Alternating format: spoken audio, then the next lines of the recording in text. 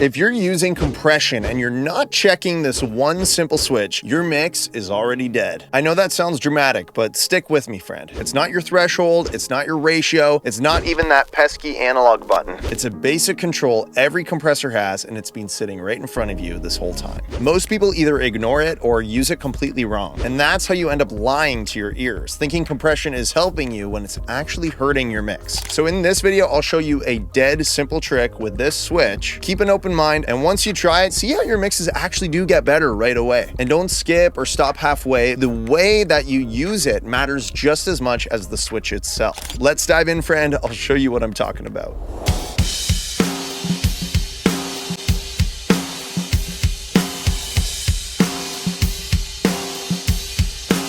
Do you feel that ring? It's about feeling the way the compressor moves and not just looking at it and then based on your visual, right?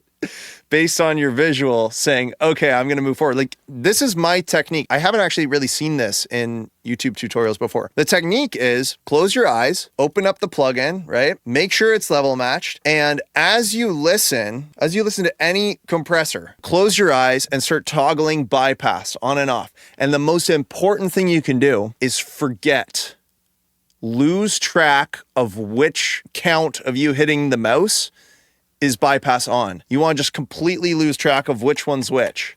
You know, do a few, it's like when someone puts a ball under 3 cups and shuffles it around. You don't want to know which one is bypassed. Lose track, close your eyes, on, off, and just get lost in it. And then decide, is A or B better, or B or A? And be brutally honest with yourself about whether your compression's even doing something. Because the second you start compressing for the sake of compressing, for the sake of habit, by default, because that's what everyone does, you've lost. Your mix is gonna be lifeless faster and faster. Now let's go to bass guitar. Okay, so here's the bass part we got, and I'll turn off compression.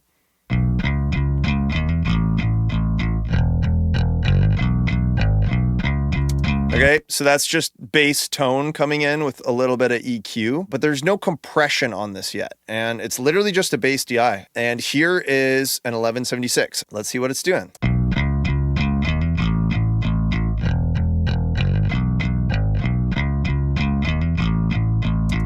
So anytime we use compression, we're gonna be intentional. We're thinking, what is this doing to the bass? All I want for bass is low, consistent low end. I don't want it to be pumping crazy all over the place. Just riding the low, feeling good. I'm gonna do that by, again, putting this in the mix, closing my eyes, and hitting that bypass button until I lose track. Okay, and the idea is we gotta make sure it's level matched. That feels pretty consistent and level, and now I can check it in the mix. So let's close our eyes and let's start bypassing on and off and lose ourselves in the bypass button without knowing which is which. And just feel that bass. Feel when it's consistent, feel when it's full, feel if it's too thin, too thick, feel how the volume is changing.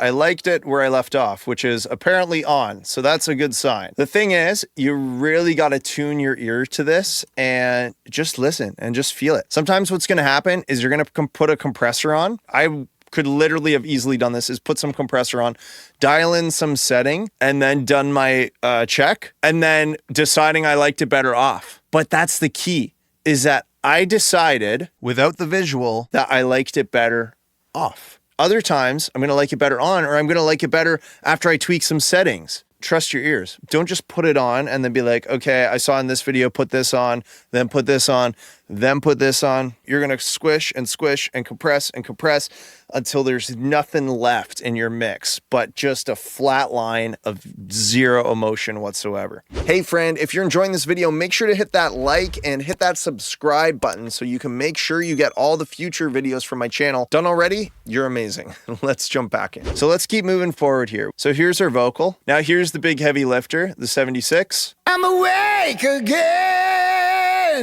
and from the fire. And so with a vocal, you can use the compressor to feel the attitude. So here we're fast release. If I had a slower release, it'd be a completely different feel. I'm awake again, and from the fire I will rise again. Because there's no movement of the compressor. It's just like, and just staying and riding it down there because it doesn't have time to pump back up. If we turn the release faster, we're gonna get this like aggression in the vocal because the compression is changing the volume. What is compression if we think about it? Compression is just changes in volume. So to feel compression, to say like, oh, I can't hear compression or I'm struggling, I just don't know if I'm using it properly. Let me ask you this. Can you hear volume changes?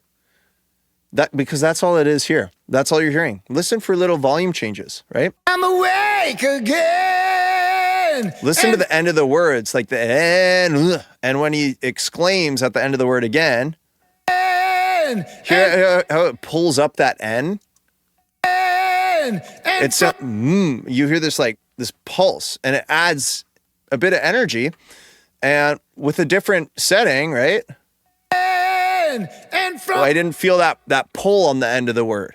So like feel the pull on the words. Feel how the compressor's pulling the words back, and don't look at it. And from the fire I will rise again like a rabbit. And you just feel it. Make sure your plugins are level matched, and you'll be laughing sometimes because what you'll notice is a lot of the times you liked it better without any compression at all. It's something where you need to just bypass the plugin, try and level match, try not to look at it. Just listen. And a lot of the times what you notice as soon as you start doing this is you'll realize you're putting way too many things on your tracks, way too many plugins that don't need to be there. I think the biggest lesson here is use compressors and limiters intentionally, not by habit. And this is what you'll see with getting to the higher levels of the pros is they're putting less on the tracks. They're taking things off. Whereas your first several years of trying to get into mixing, you're putting way too much on. If you enjoyed this video, I have something I think you're gonna enjoy even more. It's my home mixing cheat sheet, and it is free for you today. To download, the link is at the top of the description. What is the home mixing cheat sheet? It is my go-to settings for EQ, compression, and even possible effects like this for all sorts of instruments and all sorts of elements in your song, from vocals to guitar to drums to bass. It has everything you need to get a great starting point sound for your mix. And when you grab that free cheat sheet, I'll give you all the information on how my mixing mentorship works too, so that you can find out if it's a good fit for you. Other than that, friend, don't forget to hit the subscribe button, hit that like button if you can. Happy mixing, and I'll see you next time.